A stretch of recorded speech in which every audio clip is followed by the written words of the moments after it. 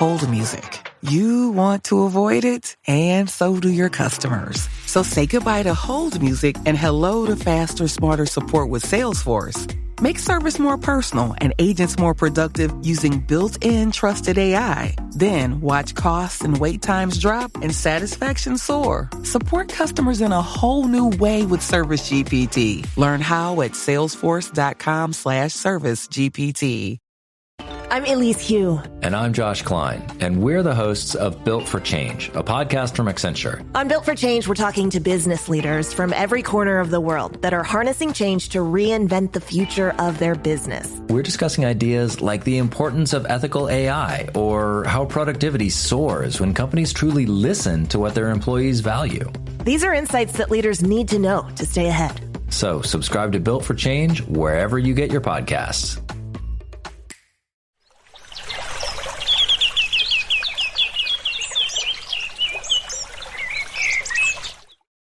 Welcome to Nature Back podcast, where we are talking with entrepreneurs and investors about the green future. Today, my guest is an author and digital nomad, Danny Flood. Danny, tell us in a few words, what is a digital nomad? How did you end up living on the road? Yeah, sure. So first of all, thank you for asking. I started as a nomad about 15 years ago, around 2008, probably last year of university. And like many others, I read the book, The 4-Hour Workweek, around that time. I kind of had like an existential crisis where after university, I had to face the prospect of 40 years in a cubicle, which wasn't very attractive to me. So I set out to forge my own path. And I'm from San Diego, California, which is a very nice place. But I started taking trips south of the border to Mexico. I started living in another culture where I didn't really speak the language. I picked up Spanish pretty quickly, but I learned for the first time how to take a bath with a bucket of water, for example. And if I wanted to have a hot bath, I would heat it up on the stove and then, use a pail to bathe it over my head. And so now 15 years later, and my lifestyle hasn't changed very much. I've been around 40 countries or so and 5 continents. And now I'm in Pokhara, Nepal. And I just took a bath in a waterfall about an hour ago. So I guess you asked me how did I get started, right? Or was that a good introduction? You want to know more about the business side of things? I mean, also, starting as a nomad in the university, what do you do to make a living? I mean, we would all be happy to travel around the world and see beautiful places, but you somehow have to sustain that lifestyle. Well, I mean, I learned from a lot of the Greek Stoic philosophers that, if you want to be wealthier, part of the equation is reducing the number of things that you want, the number of things that you need. So I think a big part of it was becoming a minimalist. And I have nothing except what fits in a carry-on bag in my backpack. So basically my laptop, my phone, and a bundle of clothes. If you know the 80-20 rule, I mean, you probably wear like 4 or 5 pairs of clothes, like 90% of the time at least, So it's been a very like simple lifestyle, but also fun and profitable and basically doing what I want. In the early days, I had a car and a surfboard, so I had a little bit more. And so I would drive around and take road trips like around Mexico. I also traveled across Mexico on a bicycle, and I've traveled a whole bunch of countries on a motorcycle as well, with just the same kind of luggage, just a single pack in my backpack. I've traveled across Thailand and Vietnam on a motorcycle, for example. I've hitchhiked across India. A lot of adventures like this. And so I think that, when you want less, you also become wealthier. I think that's part of the equation. I think that in the US, we're kind of indoctrinated to be locked into this system of debt and everything, where we get like $200,000 of student loans, when we're 20 years old that we can't afford to pay off, and car payments and phone payments. And so I just kind of decided that I want to do away with all of that stuff. And that's kind of when I booked my first one-way ticket, it was to South America, and I was living in Buenos Aires and kind of figuring everything out there. I studied tango dancing, and I was doing marketing services. I was doing like freelance marketing for clients back then. I had a marketing agency, and I had clients back in the US. And I've tried a whole bunch of stuff these last 14 years. So it depends how much time you got. But yeah, I mean, I guess the thing is, I'm the kind of guy that I wake up every morning and I'm just like, I forget about the past. I'm just like ready to do whatever I want to do today, you know? So it's like, if I failed at something yesterday, I'm just going to get up and try something new today. Yeah. You know, it's just, I just keep tinkering at stuff. But these days, what would you say, what's your kind of core, what makes you, in addition to, you know, seeing new places, what makes you tick professionally? What makes me tick professionally? Yeah. Well, that's a good question. I think as entrepreneurs and founders, I mean, a lot of us have like kind of ADHD and kind of we want to do what's interesting to us. And sometimes we start something with a lot of enthusiasm, and then we kind of lose interest after a while. And I'm certainly guilty of that myself, which is why I've really tried hard to create systems in my business. And I really got into growth hacking about several years ago, probably 7-8 years ago. And I've really worked to create lifestyle businesses that I only have to work like a couple hours a day, maybe. And this was no exception. When I started a growth hacking business, we had like 60 Instagram accounts that we were managing for clients. And I was able to automate a lot of the processes and the work. So I'm really passionate about automation and technology and artificial intelligence. I have a course website where I teach a lot of this stuff called the School of Growth Hacking, where we show everything that we do in our businesses, the growth hacking side of things. We also have courses on viral content marketing and public relations, as well as artificial intelligence, growth hacking, and so forth. So I think that technology is really the enabler that allows us to enjoy these lifestyles that we enjoy. I mean, you're in Barcelona, I'm here in Nepal, and you know, this would have never been possible like 20, 25 years ago. Yeah, and to record a podcast, I mean, it's probably, yeah, I have to agree on you. It would have been totally impossible when I was younger and you were younger. You talked about the technology. You're currently writing also a book about the AI. How do you see the kind of AI changing the world? Many people are talking about the end of the world. The machines are taking over. We will be dumb and die, and they will kill us all. What's your take on the kind of AI influence on the humankind?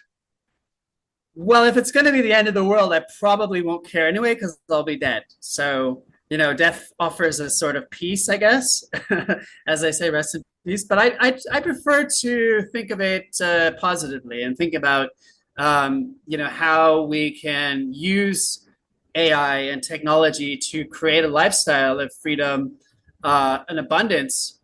And I think that anytime that we're approaching something like this from a place of fear or even like a mild sense of terror, then we're kind of coming from the wrong place. And I really think that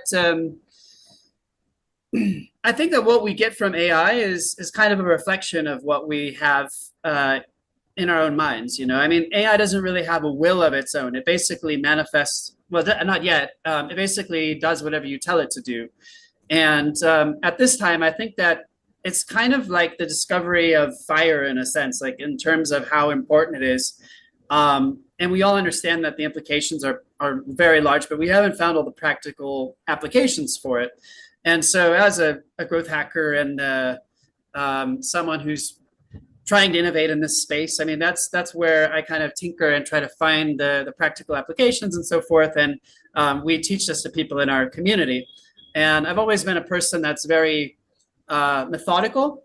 I like to create systems that are, you know, that are proven and reliable. So that's what I try to teach people. Like try to teach people how to use the technology in a way that can transform their lives. Mm-hmm. So today there is still a strong human element, which is kind of, I don't know, protecting us from the machines taking over. Yeah, I mean, in a way, right? But at the same time, of course, for the growth hacking community and the growth hacking world, of course, AI is a great enabler and allows to cut the costs or the human factor in the processes to almost bare minimum. Yeah, it's a good question. And honestly, like sometimes I feel like does the AI actually make life easier for people or does it make life harder? Because um, now, I mean, there's so much like AI content that you can create in like 5 seconds that it kind of raises the bar a bit, in terms of I've always been the type of person that I want like a lifestyle business. I want my business to be like easy. I want it to be fun. I want it to be profitable. And so there's a sense of like business minimalism there. And anytime when I have to be doing too much, it's kind of like the kiss of death. If I have to be publishing like 5 articles a day or something, that's a fantastic recipe for getting burnt out, even if you're using AI. And so when it comes to technology, I have virtual servers I run in the cloud. I like to set things up that are kind of set it and forget it, in a sense. The AI is something which is, of course, puzzling me, and I'm sure a lot of people who are listening also. And of course, the key question related to Nature Pact should be, how can we use AI to, preserve this planet in a habitable form? Do you have any good tips? Yeah, well, it's a really good question. First of all, I want to say that I'm here in Nepal for the second time, and I think that people might say like Nepal is a poor country, right? But I think that people here know more about self-sustenance than we in developed countries ever would. They if there was a zombie apocalypse or if the grid was knocked off or something, they would probably be able to survive a lot longer than those of us in Europe or United States. And cash is basically just an extra bonus for them, basically, and the cash they get from tourism. And so there's really a lot to be learned from, embracing a simple lifestyle, a lifestyle close to nature. For me, that's absolutely critical. I suffer if I'm in front of a screen for too long, and unfortunately, I am as part of my work. I spend and I'm trying to spend more time in nature. But I think that in terms of AI, at least for human development and human growth, I think that it's kind of helpful when we kind of AI kind of like do the difficult tasks for us and allow us to become more human and to enjoy an abundance of time and a wealth of freedom. For the humankind, there are great potentials to have an impact.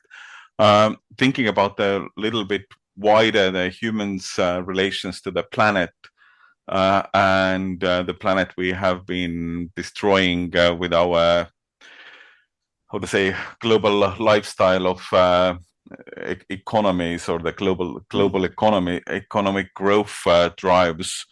Is there a way we could somehow hack the climate? Hack the climate using AI? Yeah. Oh, well, I'm sure I'm just thinking out loud here, of course, but yeah.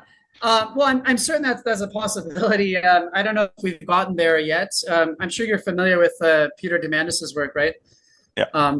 He's got quite a bit to say about that, and there's certainly been some ideas being floated around out there. I do think that it's a problem that artificial intelligence will be able to help us to solve. I don't think that we're there yet, but I think that amazing things will come by 2030, 2040. So I choose to be optimistic. But I also learned from the last almost 15 years now that human beings, we don't really need a lot to be happy and to enjoy our lives. And in places like this, like Bhutan and Nepal and northern India, they kind of show us another way.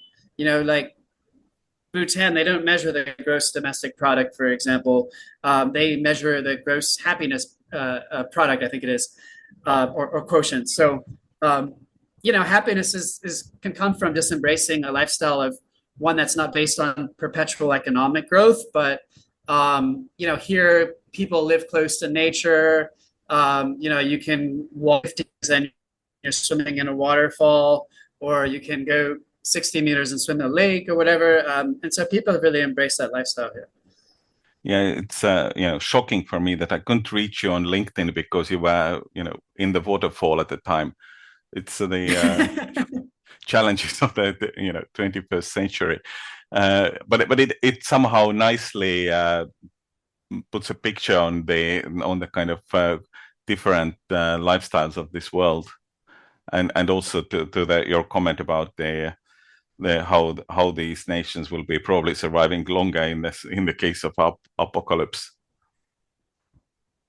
Yeah, I mean, for me, it's nature as an antidote, and I try to make it a point to reconnect with nature every day, especially with the kind of work that I do. I kind of feel like it takes a little bit out of me, to be working on the computer and to be coding, for several hours, or working on my website or whatever it happens to be. I do feel like that's not the natural state of things. I always try to get outside. I've published a course called a Sleep Hacking Masterclass, and I've published a book called Hack Sleep. And I learned a lot about the circadian rhythm, for example, and how important it is to be outdoors and to synchronize your body clock and your circadian rhythm, to get sunshine every day. And I think that's kind of where human beings are meant to be outdoors. And I try to do as much of my work outdoors as I can. When I'm writing, for example, I write books and courses, and I'll just go out for a walk at the park or something, and I'll transcribe everything on my phone. I don't like being in an office. I don't like being behind a desk. And I think that nature is something that heals us, and it's something that I feel more creative when I'm walking on the beach or walking in a forest, and I feel more alive than absolutely. And I think sleep hacking is quite a challenge for our generations and our world.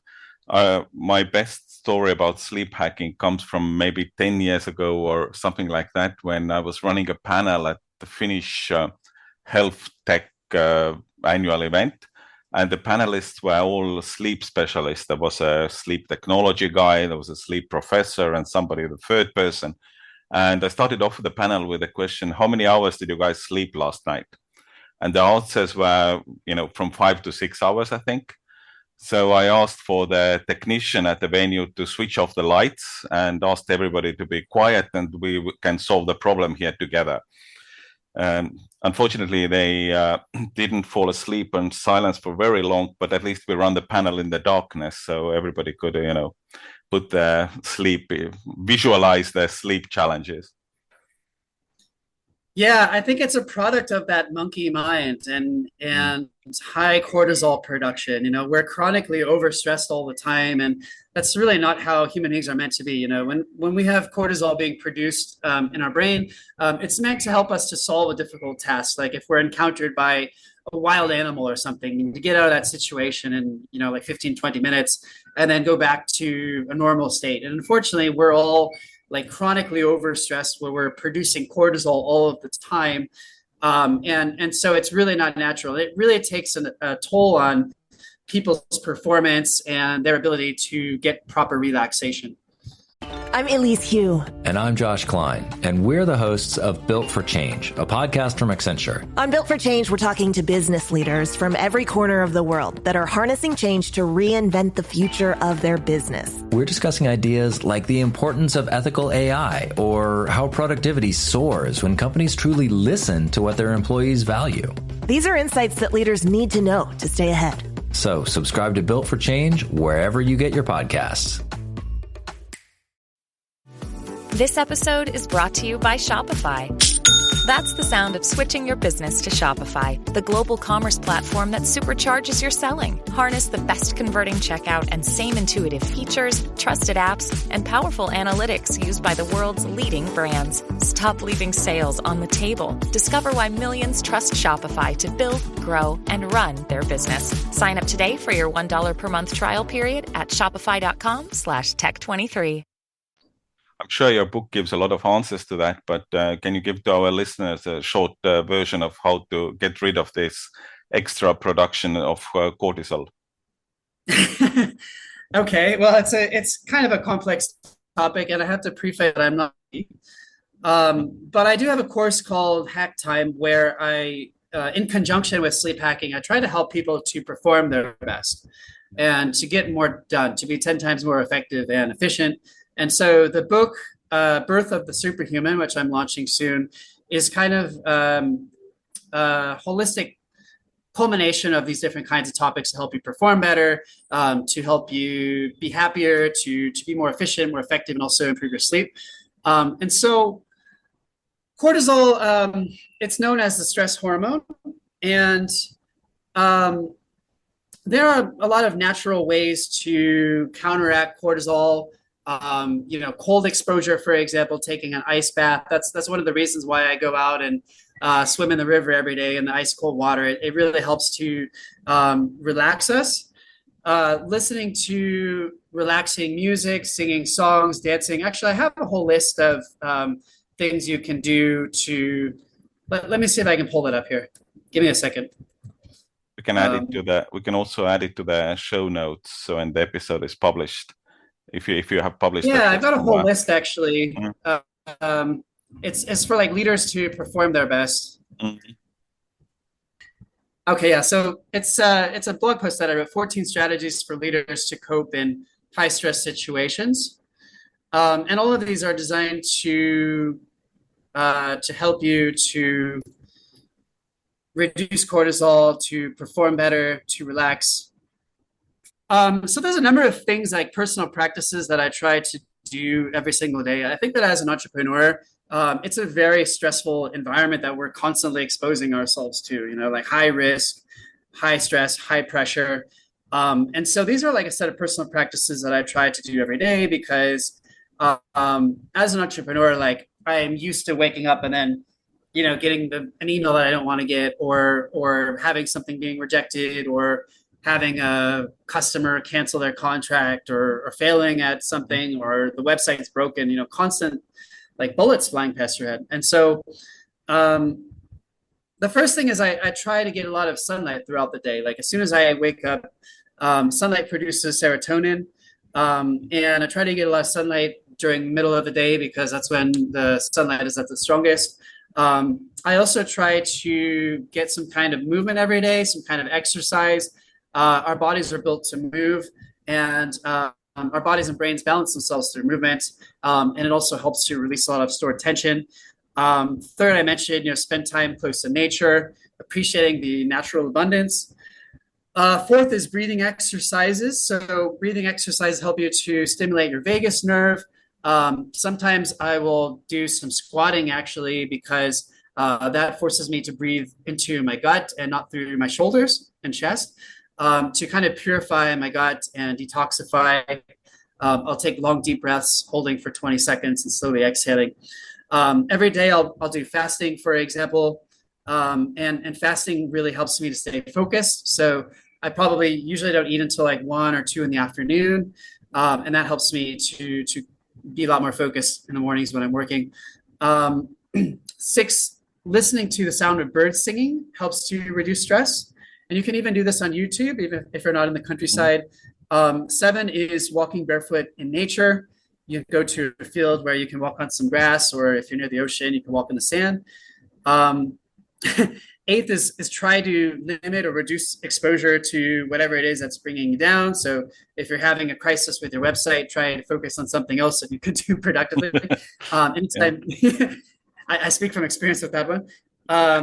And often we find ourselves in this loop where we get a trigger and it sets this impulse that can constantly gets us down every time. And so we have to reduce our exposure to the trigger. 9, disconnect, reduce the time you spend on social media. I think that's pretty obvious. I do that often on the weekends. 10 is self-love. So tell yourself that you love and accept yourself, even as imperfect as you are. And maybe, write down positive things about yourself that you can remind yourself about. And 11, write down I'm enough somewhere where you can see it and remind yourself of that often. and remind yourself as a privilege and a joy to serve other people with your work. For example, 12, listen to your favorite songs to sing to or to dance to or to both. 13, listening to guided meditations. So I noticed that when I play like guided meditations on YouTube from like Paul McKenna or Marissa Peer or Dare to Do Motivation, in the mornings, I'll listen to that for about 30, 45 minutes. I always have better days. I have more productive days when I listen to those in the morning. And there's a lot of free guided meditations on YouTube. And then 14, have a good conversation with a friend or a like-minded, positive person. I noticed that when I spend time around people I like who like me, it gives me this new sense of energy, and I feel motivated again. So there's a whole list. I know it's a long answer, so sorry for that. No worries at all. And to all those points about the meditation and the breathing and the exercises, I mean, you are starting a yoga retreat now, right? Yeah, so here's the thing. I'm about to start a 3-week yoga retreat next week, and I'll be doing yoga from 7 a.m. to 7 p.m. For 3 weeks, 6 days a week here in Nepal. And the reason I had the idea for this was because I started hosting retreats for entrepreneurs, and we've hosted 2 in Greece in the last year. And so I'm planning to host more of these retreats, kind of where people can come, like remote workers and entrepreneurs, and just kind of work and disconnect in a beautiful location in the Mediterranean. And so I want to offer more programs and services to the people who come to these retreats. So I kind of got this idea to become to get yoga training certification as well. So to offer to our guests. Impressive dedication. Apple Card is the credit card created by Apple. You earn 3% daily cash back up front when you use it to buy a new iPhone 15, AirPods, or any products at Apple. And you can automatically grow your daily cash at 4.15% annual percentage yield when you open a high-yield savings account. Apply for Apple Card in the Wallet app on iPhone. Apple Card subject to credit approval. Savings is available to Apple Card owners subject to eligibility. Savings accounts by Goldman Sachs Bank USA, member FDIC. Terms apply. So, yeah, I mean, I kind of want to teach people like this more simplified lifestyle, where they, I knew I never wanted to be a part of the rat race. And so I want to help more people to get out of it as well.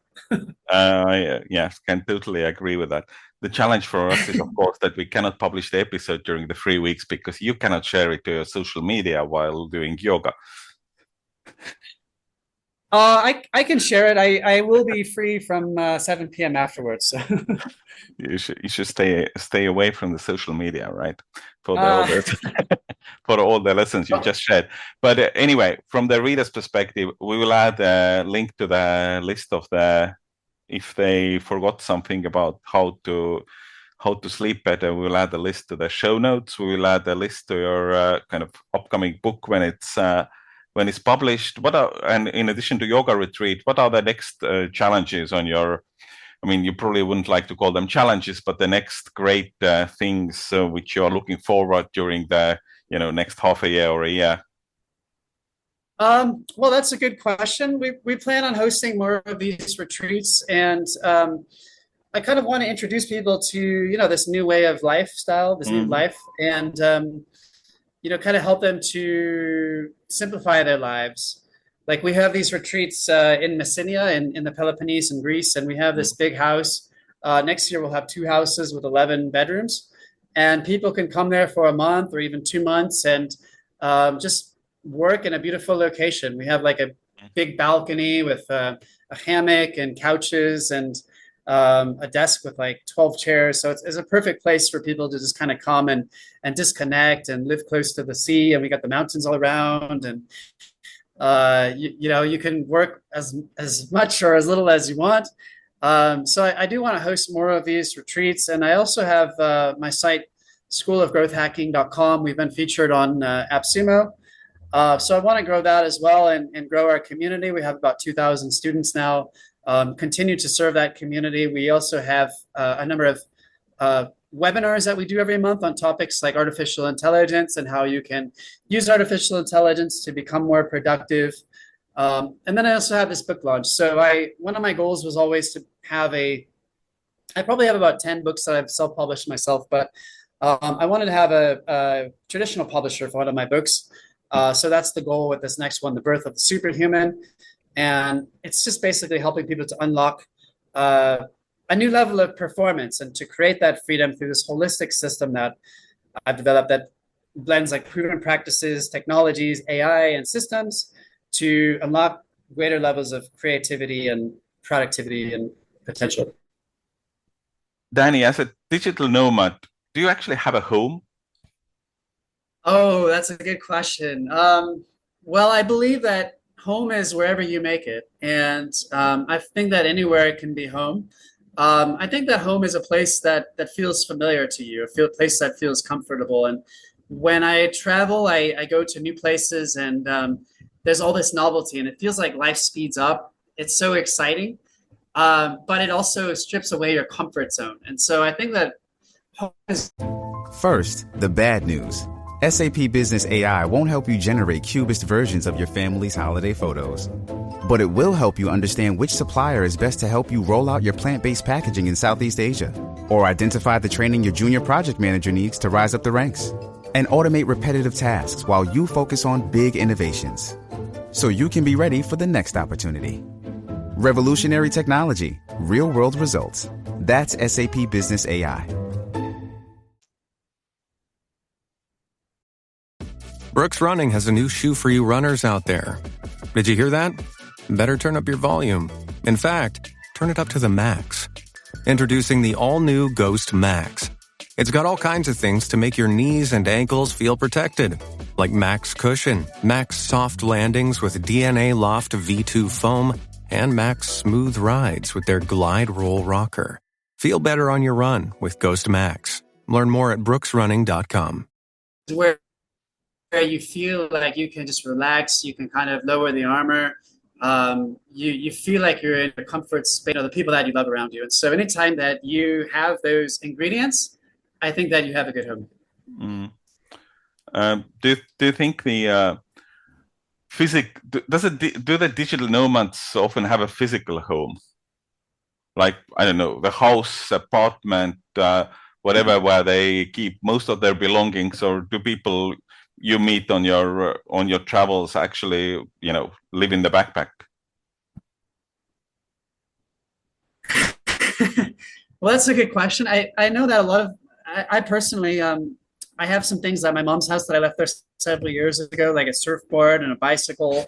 But I think it's kind of like layers of an onion. The more that you travel, I mean, you shed things that are not important to you anymore. And so you kind of arrive at a place where you're at your core and you understand what your values are and what really matters to you. And I think that especially in 2023 with all the technology and social media, like we're constantly inundated, we're constantly having our attention stripped away from us. We're focusing on things that are thousands of miles away. And I think that leads to a lot of that stress that you mentioned and a lot of unhappiness, a lack of focus, and kind of a lethargy where we don't really feel like we have a purpose in life. And I think that traveling, booking a one-way ticket somewhere, where you're kind of like reborn as a baby and you have to figure everything out all over again, you can really try to connect and understand what's really important to you. Good stuff. Thanks, Danny, for this discussion, and enjoy the yoga retreat. That sounds amazing. I'm sure many of our listeners will be also Googling how to find their few-week yoga retreats in faraway locations. Yeah, I would like to encourage more people to come to Nepal as well. It's a lovely country.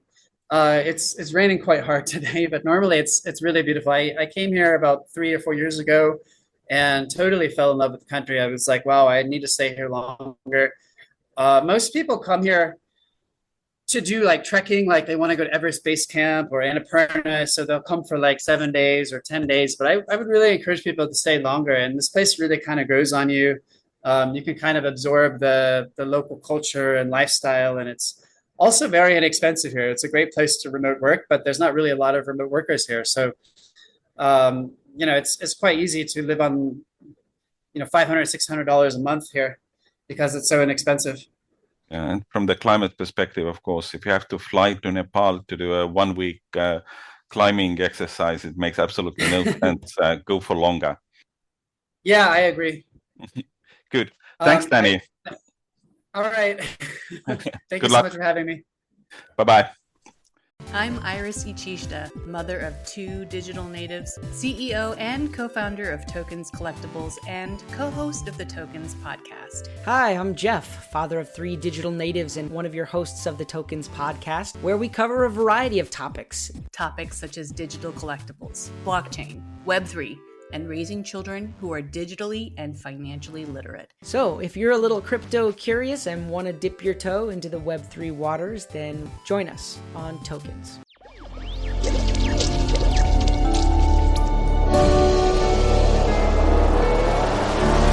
Electricast. Hey there, I'm DC. I host the rock podcast, Back to the Arena, The Interviews. It's about a 30-minute podcast where I talk one-on-one with a band who has released new music.